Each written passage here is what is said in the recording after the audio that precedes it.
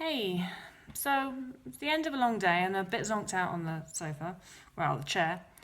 And Stinky's here, chewing my watch like he always likes to. It's better than chewing my hair, isn't it, darling? Um, anyway, I wanted to talk about emotion, which sounds like the kind of thing a therapist would want to talk about, and I'm certainly not a therapist. But emotion's really relevant in energy deficit, anorexia, and malnutrition. Because I guess the thing that you've probably noticed if you have a restrictive eating disorder such as anorexia, you probably noticed that food is kind of emotional. In fact, you probably noticed that food's very emotional. I mean, you get emotions of anxiety and fear and feeling of threat before eating food. And probably after eating food, you get the emotions of guilt, regret, shame, disgust, and again, fear, anxiety. And so it's rather an emotional process, actually. And usually that's not true for if you're eating your safe foods. That's usually just true for if you eat more than what your brain perceives to be safe or the minimal amount that you need in order to eat that day. So our brains are doing this weird thing with food. They're delivering us very strong negative emotions around eating more food than you perceive the minimal amount possible. That's fucked up.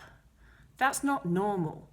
It's not normal to have negative, really strong negative fear, anxiety, regret, shame, disgust emotions after eating a cheeseburger. But most of us often find that that's the case. And that's really interesting, don't you think, that your brain would be doing that just for the heck of it? It's not doing it just for the heck of it.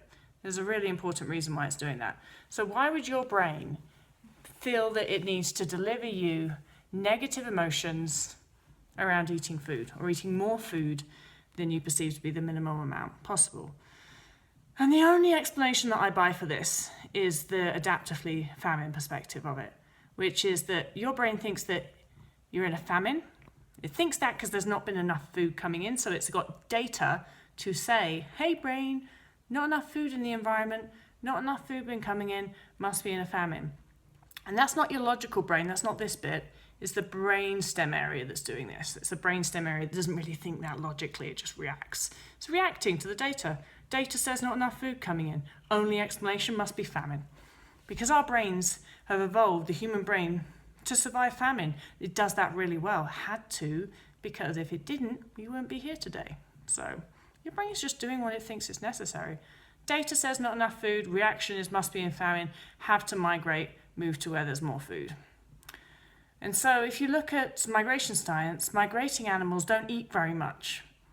Kind of goes against movement and migration if you're stopping and eating the whole time. So if a bird has to fly from the UK to Australia, it can't just stop and eat the whole time. It would never get there, would it? It would die.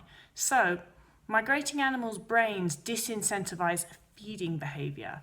And who knows, maybe as far as Mr. Bird is concerned, it has the same sort of fear or shame or guilt, disgust or whatever negative reaction to eating food that a person with anorexia does.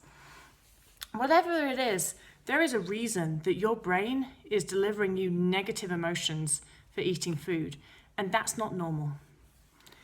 The other thing that's really important here is that when you come out of energy deficit, if you eat enough food and you get yourself out of that state of energy deficit, sorry, I'm just trying to move the cat. He's being a pain.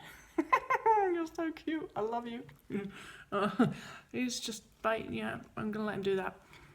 Don't mind us. We're just making out.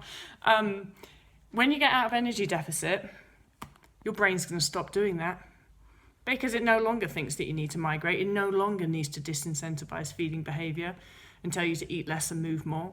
So it stops doing that. You stop having all this negative emotion. And that's one of the best things about recovery.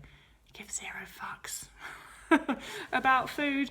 Like, there's so many other things in life that you need to be emotional about. Food is not one of them, and that's really great about recovery, is it stops being emotional.